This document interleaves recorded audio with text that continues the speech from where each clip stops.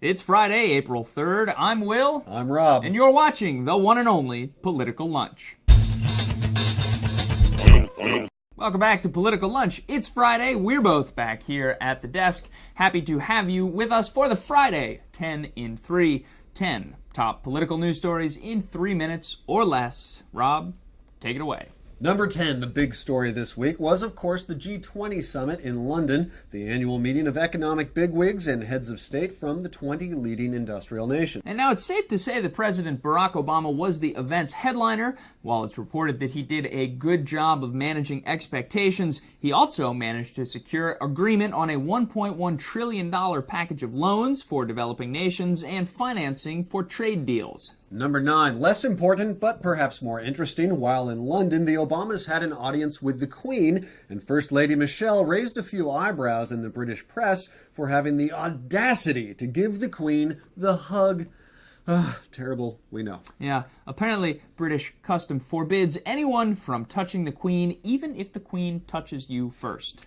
Number 8. Next, some breaking news this morning. The Iowa Supreme Court has ruled that Iowa's statute banning gay marriage is a breach of the state constitution's Equal Protection Clause. Same-sex marriages in that state could begin in as little as 21 days, making it the third state in the union to allow gay marriage, behind Connecticut and Massachusetts. Number 7. Back in Washington, the House of Representatives has passed a bill granting the FDA broad powers to regulate the production and marketing of tobacco. Approval of that bill now appears to be an uphill battle in the Senate, but it may actually be a possibility this time, 10 years after the same effort failed to win congressional approval. And number 6, financialstability.gov. That's the government's new Citizens Guide website to the financial bailout.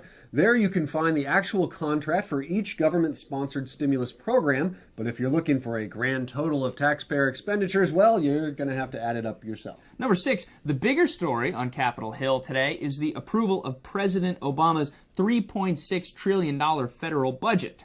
Well, yesterday, both the House and Senate approved their own versions of the White House budget, and while a few Democrats voted against the bills and some compromises were made, most of the president's major priorities did remain intact. Number 5, the next step on the budget, well, more negotiations, this time in the budget conference committees, where the final budget will be hammered out. But that's not going to happen for a couple of weeks now, as Congress today heads into a 2-week break. The biggest challenge now for the president, maintain momentum he's generated and also keep the public goodwill on his side. Number 4, next to Alaska, where Governor Sarah Palin is now calling for a new Senate election in that state, now that former Senator Ted Stevens has had his corruption indictment dismissed. You may recall that Palin actually called on Stevens to resign after he had been convicted, but she explained yesterday, quote, "I believed in justice through our legal system."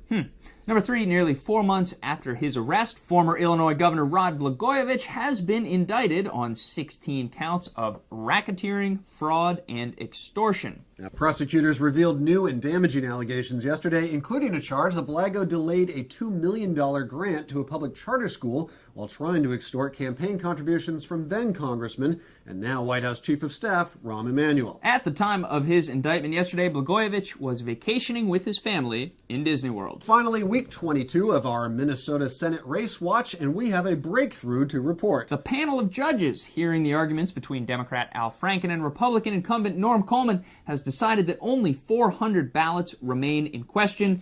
Those ballots will now be recounted, but it's pretty slim odds for Norm Coleman, who currently trails Al Franken by 225 votes. That's it for us today here at Political Lunch. Don't forget to subscribe, have a great weekend, and we will see you back here on Monday.